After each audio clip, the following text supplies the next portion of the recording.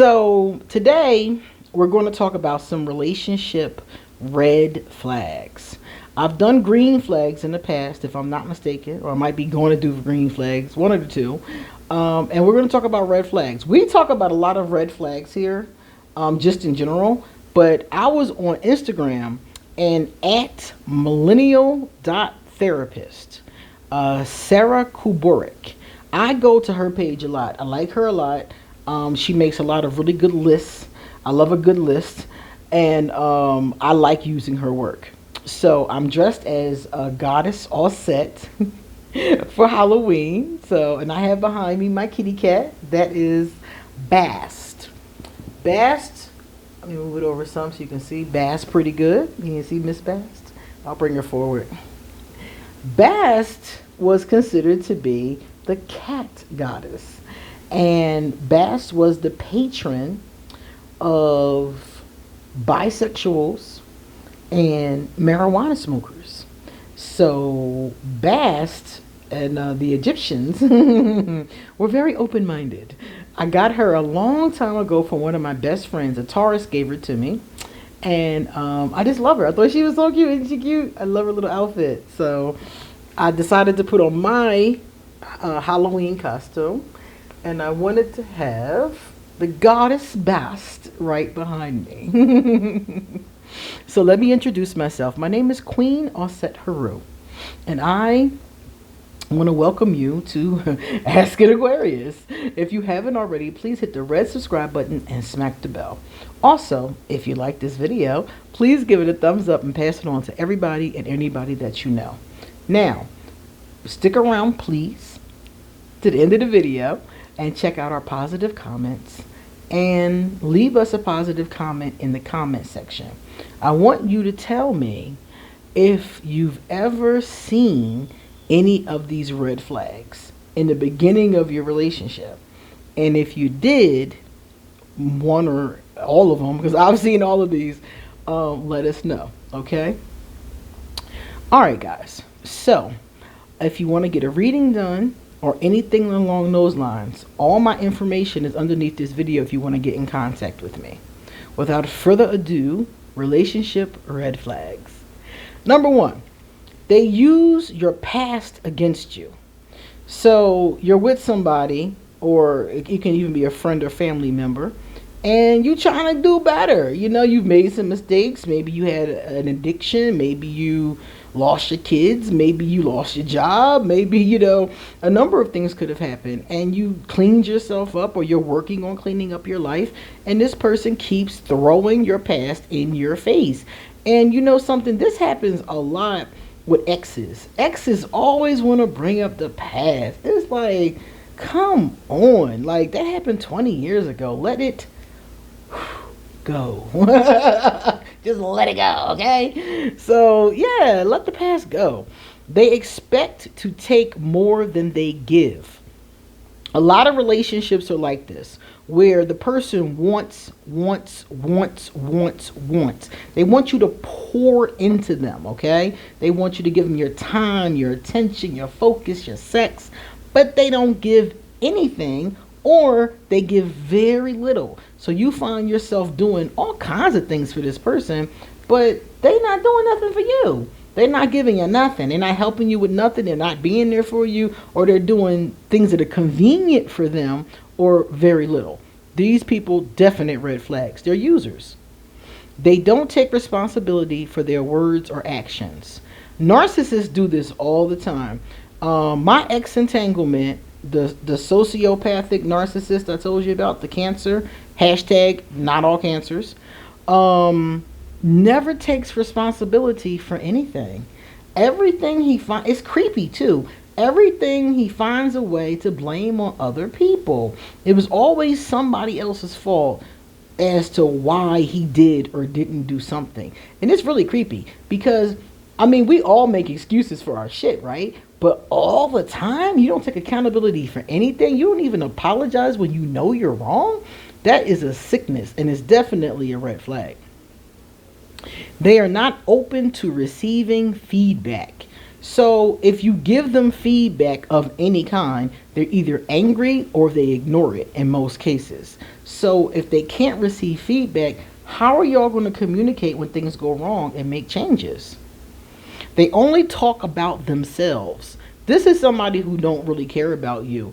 They, again, could be narcissistic too. But all of this is that they want to talk about themselves. They want all the focus on themselves. And they don't care about you because they're not asking you about yourself. They're not talking about you. So this kind of person is definitely a red flag. They set unrealistic expectations. This could be for the relationship or for themselves. So let's say this person hasn't gone to college at all. They've done some, high school and graduated. But they're always telling you that they're going to be a lawyer. They're going to be a doctor. They're going to be a judge.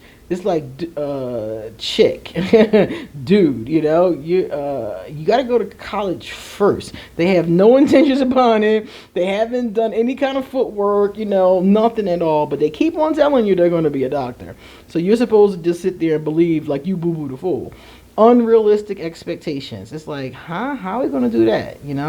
I remember this couple and the wife, the woman, she wasn't his wife. She was married to another man, and she kept telling him they were going to get married. She kept saying it because he wanted to get married. And she kept saying, yeah, we're going to get married. And I kept saying to him, how when she's already married? That doesn't make sense. If she was truly trying to get married and this was a realistic expectation, she would be trying to get divorced, right? And lo and behold, they never got married. Just like I said, they ended up breaking up and she's still married to the other person. They make you feel bad about who you are. Listen, who you are is who you are. You should never be made to feel bad about who you are. Even if you don't like who you are or you want to change things about who you are, your significant other or other people in your life shouldn't be shaming you or making you feel bad for who you are. Even if they want to discuss it or help you or talk about it, shaming a person for it is never going to help them. I don't care what they are. They don't respect your boundaries. This is a big red flag. This is like you tell them no and they keep trying. This happens with sex. Like, you meet a chick and you like her, but you don't really want to be intimate with her, and she keeps on pushing. I was talking to a man the other day, and he was telling me how this woman who he didn't want basically forced herself on him, like pushed him down, like pulled his pants down. And most people would think a man would be, oh, sure, but he wasn't. This isn't what he wanted, for a plethora of different reasons. And he told me he never even spoke to her again because he felt like that boundary was not respected. And this can happen in all kinds of situations. If you tell somebody no, or tell somebody you're uncomfortable with something and they keep on pushing, they don't respect your boundaries. And you should not put up with that. They are dishonest. If you catch a person in lies, somebody told me, oh, everybody lies. I'm looking at her like, you simple. Everybody does not lie, and you shouldn't accept it when they do. When you catch somebody being dishonest with them, I would tell them, like, I think you're being dishonest, straight up. And if you catch them being dishonest, what else are they going to lie about? This is a very good one because a lot of people do put up with dishonesty, but when can you trust them? If they're dishonest today, okay, if your significant other told you he's not sleeping with other women and you catch him sleeping with other women, what other things is he lying about? You got to ask yourself that, because if he's lying about one thing, he'll be willing to lie about other things. So you got to be really careful with that honesty piece. Definite red flag. They are intolerant of opposing views. Look here, people tell me stuff all the time that I don't agree with. They tell me things all the time. I remember this woman got very angry with me once because I was saying that I had read somewhere or saw somewhere that not cutting your hair was a source of strength. I think it was that story Samson from the Bible. And she got very angry with me because she thought the exact opposite. She thought shaving your head gave you strength. I don't know why. I never read that anywhere, but that was her belief. And she was on my Facebook page, and she was livid with me for having a difference of opinion. And I was just like, if you want short hair, boo boo, cut your hair. Like, why do you care that I think totally different? You know, pissed at me. They make fun of your goals or interests. Anybody that makes fun of you, period, your goals, your interests, your anything. If y'all playing, that's one thing. We all know people who we play with like that, you know? And you be kicking dozens with them. We called it playing dozens back in the day. So you busting on them. You know, you ain't talking about them and y'all going back and forth. Okay, fine. We all know people that we have that kind of relationship with. But your significant other or whoever you're close with, your family members or your kids or whoever it is, should not be making fun of you in any way, especially your goals, your interests, your values, your dreams. That's not somebody that cares about you. If y'all playing, that's one thing, but if this not play, it's a problem. They don't feel emotionally or physically safe. They don't feel, so when you're with this person or around this person, you don't feel emotionally or physically safe. So this means you think they might harm you, you know, or, you know, you feel like you're emotionally safe. I remember when I had broke up with that sociopathic cancer, not all cancers. One of the things I did feel was like my physical safety was in jeopardy. I remember coming outside every morning looking under my car to see if he had tampered with it, because his behavior and the things he was saying to me on the phone was not normal. The way he was playing on the phone, kept on calling, saying disturbing things when we did speak to each other, taking no accountability, and just really showing that he was mentally ill. And it was scary to me because I was just like, is he going to blow up my car or cut my brakes or some shit? So if you feel like that about a person, that's a person you should not be around. I didn't feel like that about him when we were seeing each other. All of this stuff happened when I stopped seeing him. Once you see the truth about a narcissist and cut them off, you're forever public enemy number one, okay? So that's why I was like, am I physically safe? So you should be asking yourself, are you physically and emotionally safe with this person? If you don't feel that way with them, then you should not be around them. And the last one says, they have a different goal for the relationship. That's a red flag too, because let's say their goal is to, I don't know, get married and have 20 kids, okay? But your goal is just to be friends and maybe have a little casual thing, you know? That's a red flag, because it doesn't mean that it won't work out, but you need to be aware of that, because they're telling you that their goal is different than yours. So if your goal is marriage and their goal is side piece, you know, that's not a matching goal. If your goal is that you want to be with a person and have a polyamorous relationship, but they want a monogamous relationship, that's a red flag. And I'm not saying that this cannot work out, because this one could work out. Your goals, you could change. I remember one lady, she wanted a baby so bad. Like, this is what she wanted so bad. And her fiance did not want children. The whole time they were dating, did not want children. And I made it very clear from day one. Now, they have a 3-month-old.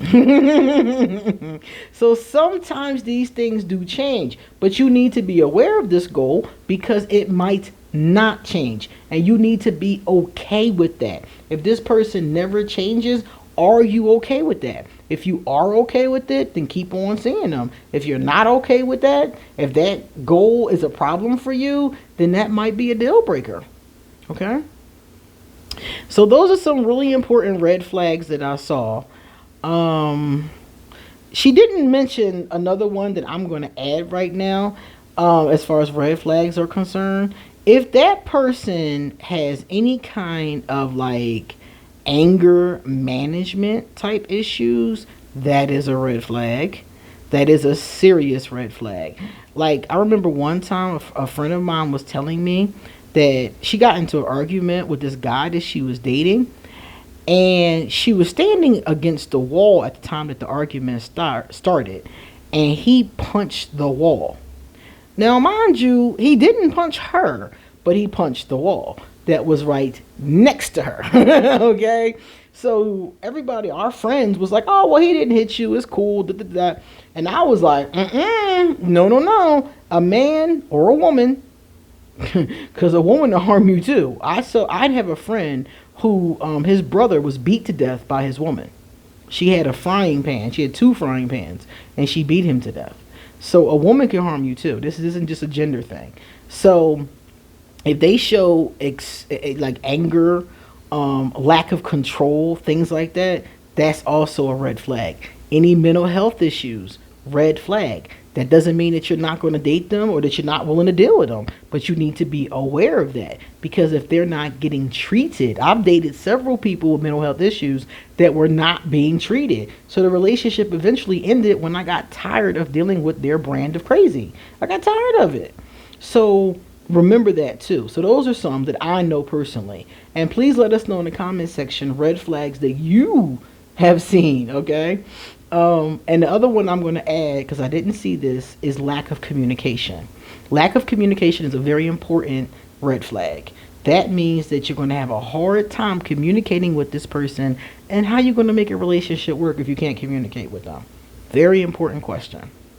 Molly has our first positive comment. What did Molly say? Hey, Molly said, I'm not perfect. Girl, nobody is. Nobody. I've traveled the world and I haven't met a perfect person yet. And I will never be. But maybe, just maybe one day, someone will say, you are perfect for me. Hopefully so. I really hope so, Molly. If that's a goal, work that law of attraction and manifest it. Stevie Sosa. Stevie, what's up? Stevie said, Fire and Gold. Okay, so this is the song that Stevie is listening to. I always talk about how Aquarius plays songs on repeat. And mine was Here I Go Again by White Snake. I was playing that all last week. This week, I'm playing Piano in the Dark, you know. And I just go through phases of playing my old songs. So Stevie's song is Fire and Gold by B. Miller. I don't know that song, CD, but I'm going to look it up. Totally forgot it existed. Heard it at a grocery store last night and have been binging it ever since. Send help.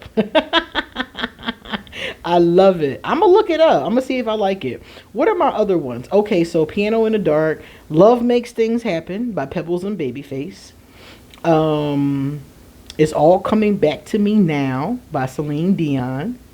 Wonderful Tonight by Eric Clapton.